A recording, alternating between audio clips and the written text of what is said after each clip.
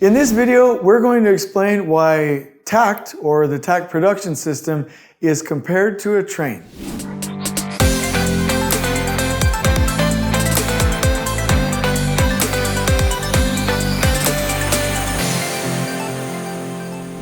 So let me say this, just like most analogies, the train example or symbolism isn't perfect, but it's kind of perfect when you're explaining Takt. Meaning that you can't take all component parts of what it's like to run a train or organize a train or run a railroad and apply all of them to Takt, but everything that you want to explain about Takt can be kind of likened to a railroad. So we use it quite often. So here, let me do this with you. If I said in buildings, let's just take a high-rise, like a 14-story high-rise. Do we just throw trade partners out there in the whole area and say go? Or do we break it up into zones? Most of you would say, no, Jason, we break it up into zones. Okay, I love that. I love that. Perfect. Let's keep going with that. If I said we then take trade partners, 1, 2, 3, 4, 5, put them in a sequence according to their pull plan and good collaboration, right?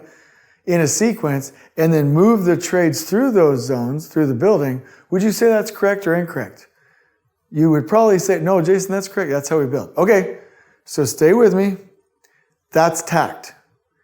The only difference is the trades start moving from zone to zone to zone on a takt time, a beat. Takt is the German word for rhythm or baton. So it means that those trades are going to come and work through those zones in one process flow on that beat. And so here's the key. Your trade partners become your train or your train of trades, and your zones become your train tracks. So if you have a phase, like let's say the exterior or the interiors or the site work, the way that's zoned, that becomes your train tracks. The trades that are going to move through that in a sequence becomes your train that will go on those tracks. It's a really nice analogy. Here's the key.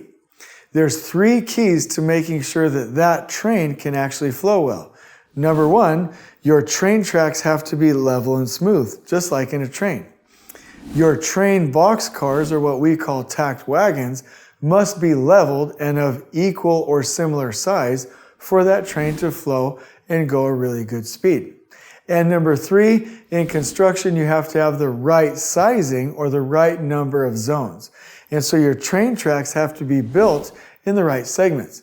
So number 1, with construction, you have to have leveled zones, leveled trades, and the right number of zones. Or you have to have a really smooth track, a really well-organized train, and you have to have the train tracks at the right increments. So the analogy is quite appropriate.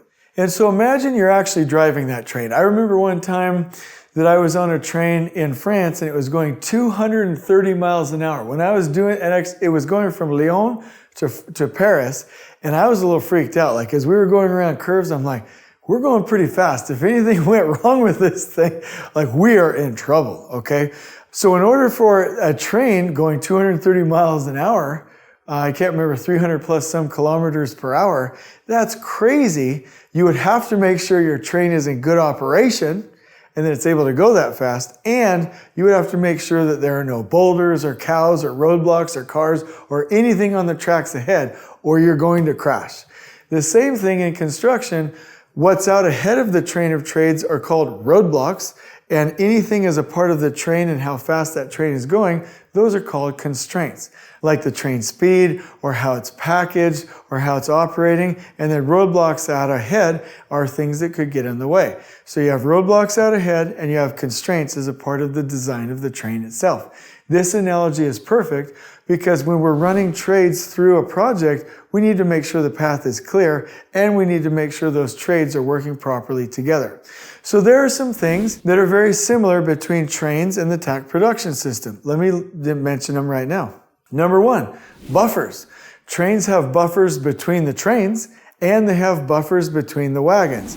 Trains use buffers to run on a rail line properly, and so do trades working through the Takt production system. 2, the speed of the train. You really flow when that train is coupled to all of those wagons or box cars and they're all going the same speed. 3, Those box cars are all coupled a similar distance apart. When our trades are moving through the building at a similar distance, they flow as well. So distance apart is also a key metric. So let's go over those three. Trains have buffers, so do trades. Trains have a common speed, so do trades. Trains have a common distance apart from wagon to wagon, so do our trades. If we follow the analogy of a train, we can not only understand the Takt production system, but we can also manage it. And so in closing, I just want to say, your zones are your train tracks. Your trades, that's your train. When you have that properly organized and leveled and flowing, your train can go fast. Remember, just like trains, we have buffers. Just like trains, we're trying to get every trade to go the same speed. And just like trains, we're trying to keep them the same distance apart. I invite you to really think about how trains operate, how they work, where do they have buffers, how are they coupled together, how are they scheduled, how do they move, how are they controlled. Because once you start to understand a train, you will really start to understand how trades move through a project through zones. And remember, trades together going the same speed and same distance apart is the flow unit in construction. So I invite you to think about how do trains work? Because once you do, you'll know exactly how we should package and target the operation of our trades. And so in the description below, I'm going to link you to a killer graphic that discusses the analogy between trains and trades and the Takt production system on your project. Please check it out. I hope you've loved this video. On we go.